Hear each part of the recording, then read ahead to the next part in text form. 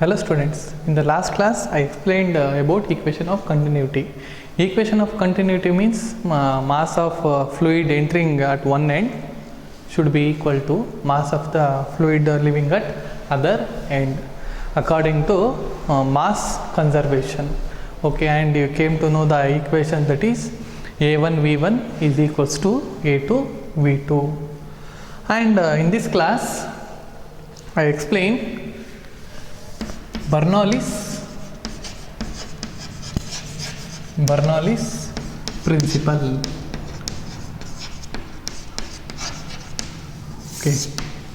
So to understand this Bernoulli's principle, let us consider in this non-uniform area of cross section tube or pipe, the liquid is flowing. Again, what type of liquid means? An incompressible non-viscous liquid is flowing. Okay. So this is what area of cross section. You can consider A1. This area is A2, and a fluid will enter from one side.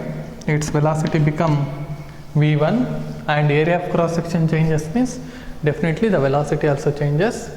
Here the velocity of fluid living outside, that is V2. And here when the fluid is flowing, it is having three types of energies. Okay. When it is moving, it will have three types of energies. That way I will explain. So before that, you know that when the fluid is flowing, that means definitely some pressure has to apply here, right? That means it is having some pressure energy. I will define that pressure energy. And remember, energy means that is equals to work done. And how we define work done means force into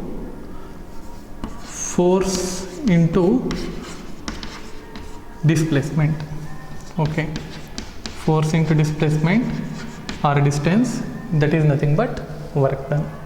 Here force, you can also write it as P into A. Okay, why? Because P is equal to F by A, so F equals P into A. Displacement you can consider it as X. Okay. So A into X, area into distance. Area into distance, that will give volume. So remember one more formula for energy or work done, that is equals to P into V. This is what pressure energy. When fluid is flowing through a pipe, its pressure energy is P into V. Here first I will define pressure energy per unit volume. Okay, pressure energy per unit volume means pressure energy is PV, per unit volume means we have to divide it by V. V and V will get cancelled, remaining is P. This is the expression for pressure energy per unit volume. What is the pressure is present, that is nothing but pressure energy per unit volume when the fluid is flowing. Okay. And one more term I will define here, pressure energy per unit mass. Okay. Pressure energy per unit mass means pressure energy is PV divided by M per unit mass. Then this will become a volume. We can write density is nothing but mass by volume, means volume is nothing but mass by density. Here M and M will get cancelled. M and M will get cancelled means pressure energy per unit volume becomes P divided by rho, isn't it? Similarly, pressure energy per unit weight. Okay, pressure energy per unit weight means again PV divided by mg Okay, volume by here mass is equal, that means density is equals to mass, means here volume we can write it as volume we can write it as mass by density mg, that means m and m will get cancelled, you will get p by rho g. So like this we will define the pressure energy, that is per unit volume and per unit mass and per unit weight. Okay, this is also called pressure head, P divided by rho g. So this is one type of energy is available when the fluid is flowing. And then the second energy is called as, when it is moving, it is having kinetic energy. So kinetic energy, normally we define that expression is of mv square. This is kinetic energy. Now again like this I will define kinetic energy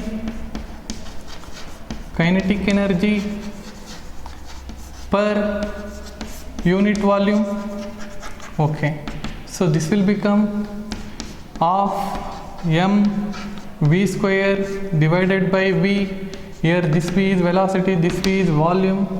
Okay, this equals of mass, you can write it as density into volume into v square divided by v.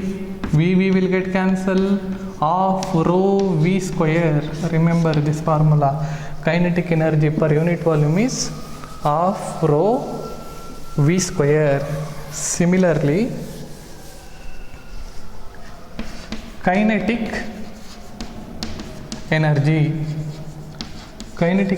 per unit mass. Kinetic energy per unit mass means half mv square is kinetic energy, per unit mass means m dividing by m and m will get cancelled, the expression become half v square. So similarly one more thing, that is kinetic energy per unit weight, isn't it? Kinetic energy per unit weight, that what you will get means of mv square divided by mg, that is you will get v square by 2g. This is what kinetic energy per unit weight. That is also first one is pressure head, and this is the kinetic energy per unit weight. That expression comes to v square by 2g. Velocity head also they will call.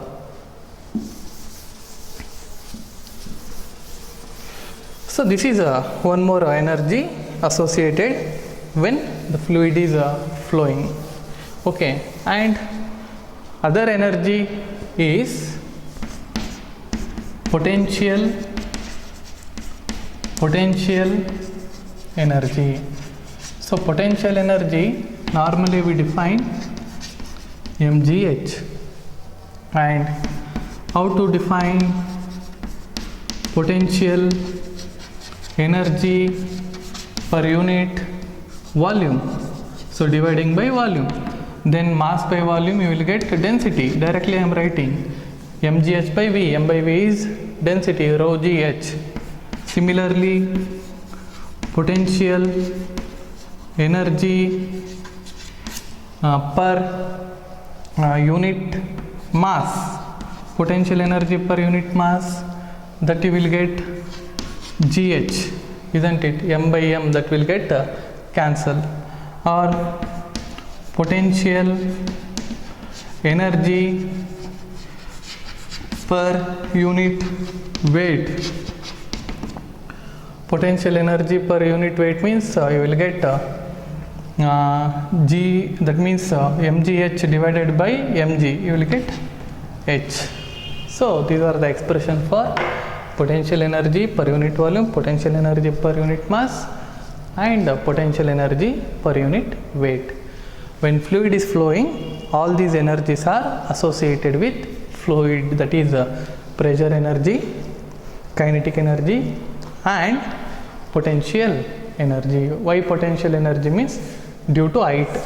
This may from the earth surface, if you consider, this is at height h1 and this end is at height h2. Due to difference in height, the potential energy also varies. Potential energy also changes.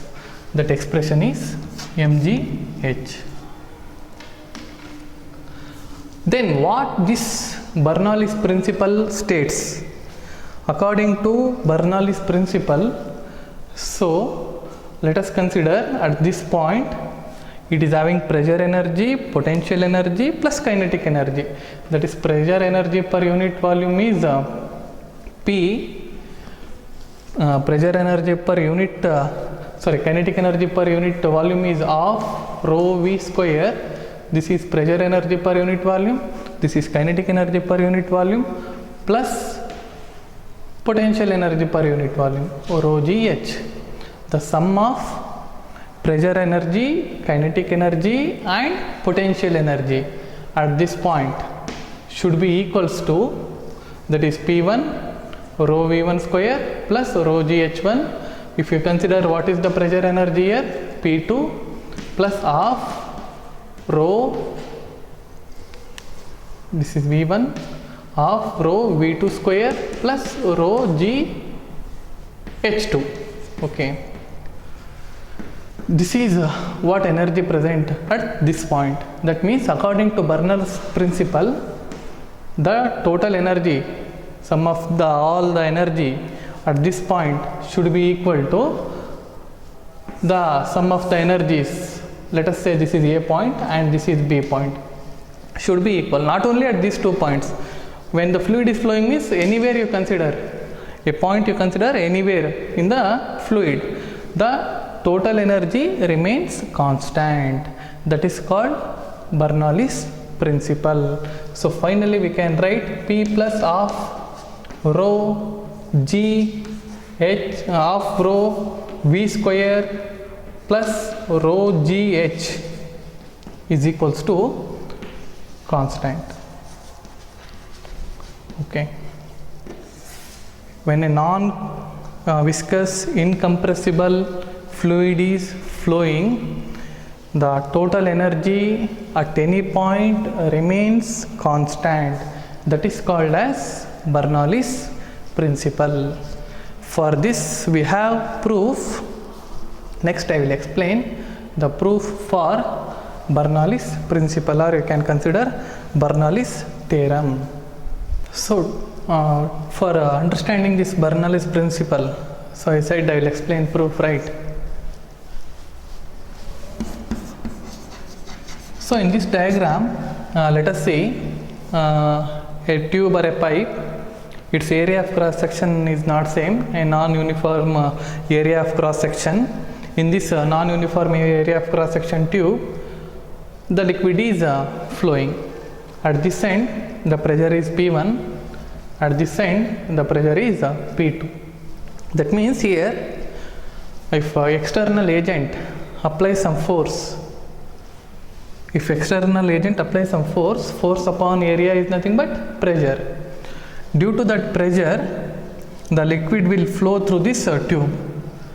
That means if the liquid at this point means in t time, you know that how much distance it will travel means in t time it will travel v1t distance. That is force into displacement.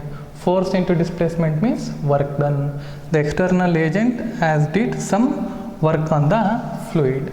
Similarly, when this portion of fluid is moving in this side means definitely some amount of water will come or liquid will come outside from the other end. So how much volume here it will displace us, the same volume of liquid will come out from the pipe at the other end. That is called equation of continuity.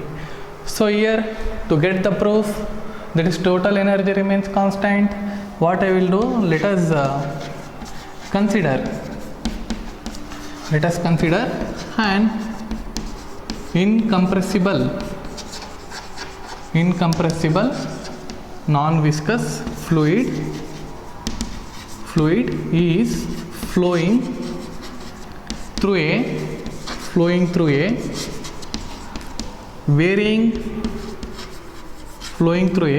varying cross sectional area. Okay, let A1 and A2 are area of cross sections, then V1 and V2 are velocities of fluid. Okay, so these are the consideration, and also you can consider rho is the density of fluid, and here H1 and H2 are the heights. This is this area of cross section is at a, that means this end is at a height H1 and the second end is at a height H2 from the reference level. So reference level means we can choose the potential energy is 0. Okay, and here potential energy is 0 means due to some height at this point it is having some potential energy. So these are consideration. And next thing is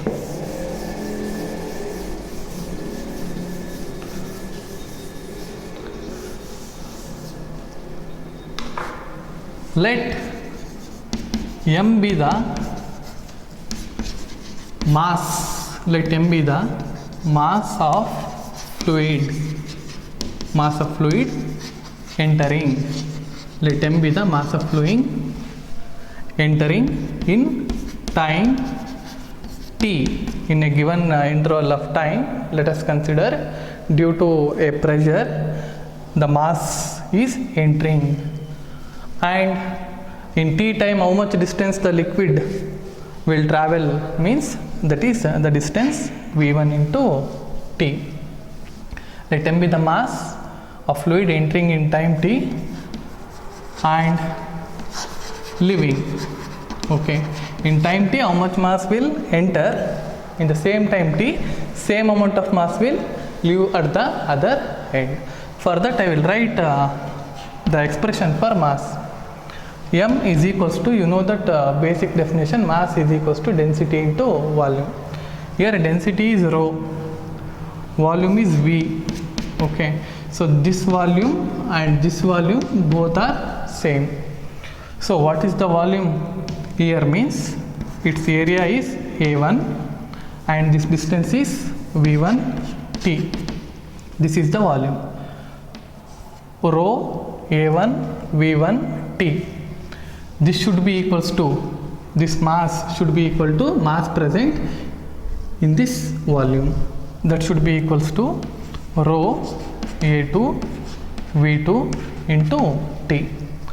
Okay, from this expression A1 V1 T should be equals to A2 V2 T is equals to M divided by rho. Okay, rho you can take this side, then A1 V1 T is equals to A2 V2 T is equals to M divided by rho. Like this expression you will get. Let us consider this is equation 1. And next what you have to consider, there is some force in this direction. Because of that force there is some displacement, force into displacement, that is called work done on the fluid here. So here that work done you have to consider positive. Why? Because force and velocity both are acting in same direction. But at this end if you consider the force, that means P2 pressure is acting in this direction, right? But the velocity, the displacement is in opposite direction, hence here work done is negative. So overall what we will consider means we will consider net work done. To move the liquid we have to do, that means external agent has to do some work. The net work done I am calculating.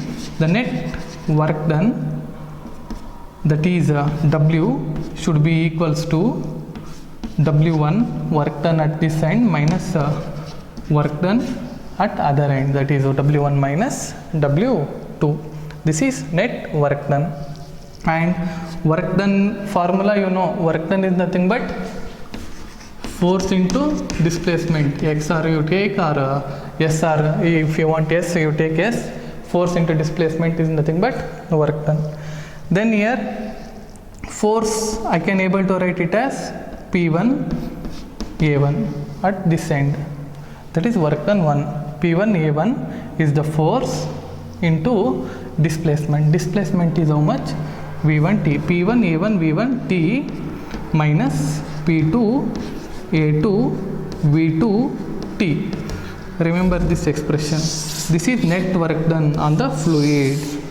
Okay, because of this work done, the fluid is entering at one end and leaving at other end. And next, what happens here?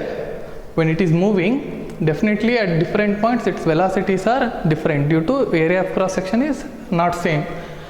Because of that, velocity changes means kinetic energy changes, and height is also varying. Height is varying means definitely potential energy also changes. At this point it is having some kinetic energy means at this point the kinetic energy is different. Like that, potential energy also at 2 points different.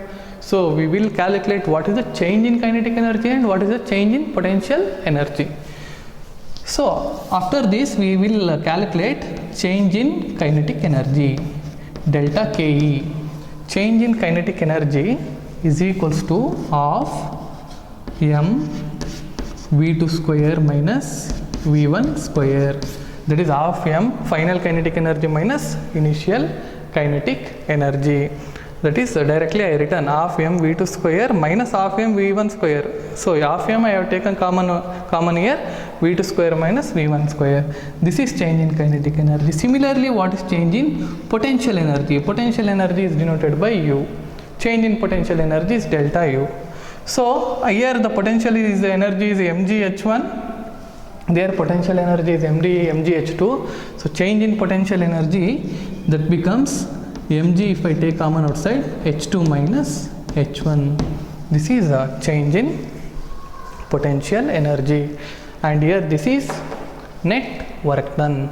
In work energy theorem chapter, you will in work energy power, that chapter you will learn the theorem called work energy theorem.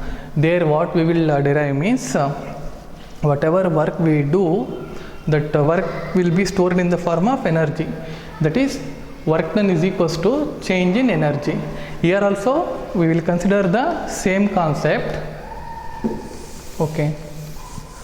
So I will write, that is according to law of conservation of energy. According to work energy, according to work energy theorem, what we can able to write means the net work done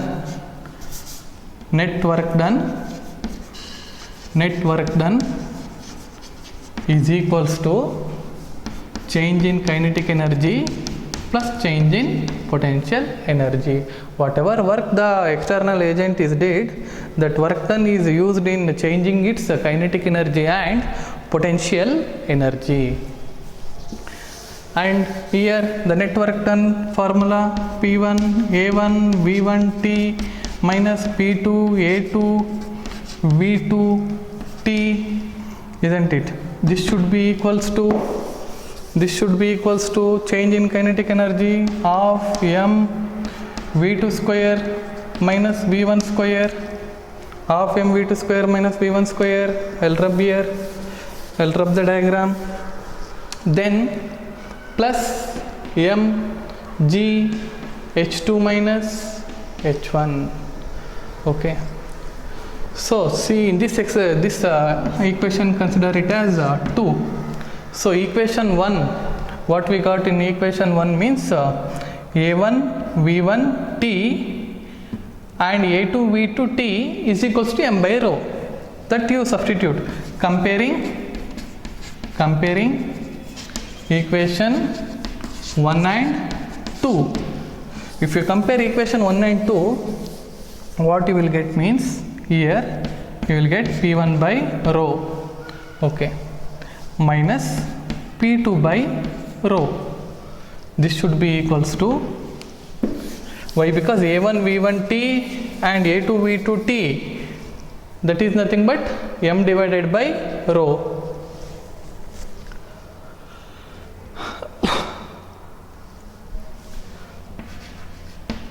Right, P1 by rho, that means m divided by rho means here A1 V1T you can write it as m by rho, here P2 into m divided by rho, that side of m V2 square minus V1 square plus m g H2 minus H1. Then here m and m will get cancels on both sides. Finally, rearranging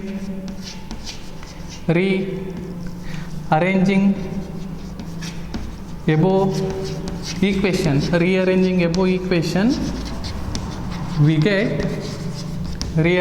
equation, we get P1 by rho, okay, and of m V2 square minus of m V1 square, I can able to of here m is get cancel, of V2 square minus of V1 square I can able to write it as here of V1 square, just I am rearranging.